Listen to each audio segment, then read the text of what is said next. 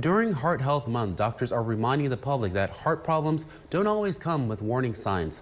One local patient says it was a routine wellness check that revealed a serious heart condition he didn't know he had.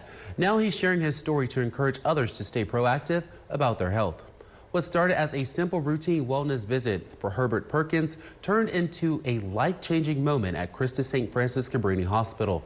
Despite feeling healthy and experiencing no symptoms, doctors discovered underlying heart problems during his checkup. Medical experts say situations like this are more common than people realize, as heart conditions can develop silently over time. Perkins encourages everyone to get checked, even if there are no symptoms.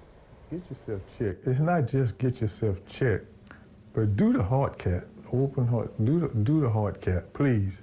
Because you can check your body, you can check your temperature, your blood pressure, all that's gonna be fine. Get the heart cath. Perkins says getting checked early may have saved his life. Now he's encouraging others not to wait until something feels wrong to see a doctor.